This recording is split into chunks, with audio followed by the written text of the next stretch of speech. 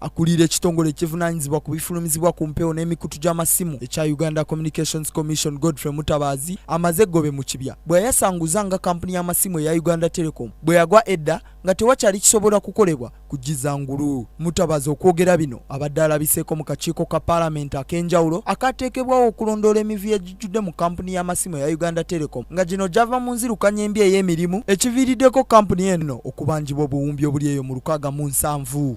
Ekyengamba oyinza otya kulwaninga kampani kuba myaka 15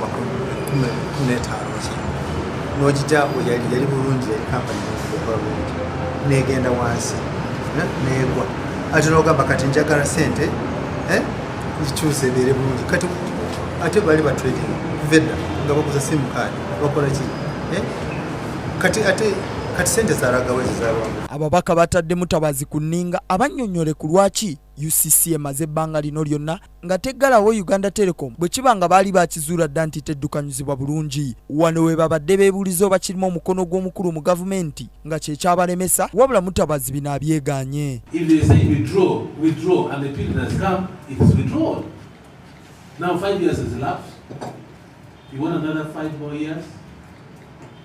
For what to happen again? To revamp it.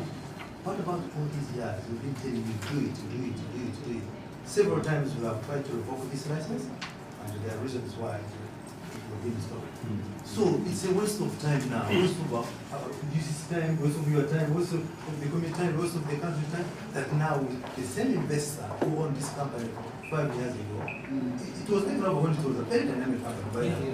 Mu mwaka gwa 2012 UCC yawandiikira Uganda Telecom ng'ebalaalika nga bwegenda okubajjako layisinsi olw'amabanja ag'abali mu bulago kw'ossa n'enzirukanya embi ey'emirimu. Wabula gavumenti ya kuno ng'eneeyina emigabo 31 ku buli 100 mu kampuni ya Uganda Telecom neetegeeza nga bwe yali yeetaagayo ebbanga eggere kubanga yali egenda kusiga obuwumbi 72 obwa ssente za Amerika, ekintu ekitaasoboka na guno gwaka. Wano Mutabazi wakawaŋŋamulidde nti kabe Katonda kabe lubaale Uganda Telecom tekyasobola kudda ngulu nga n'olwekyo esaanyi galwewo. Bana dates nyingi amabanja mangi, equipment nkadde, biki byonna management bintu bingi byonooneeyo ku UTL.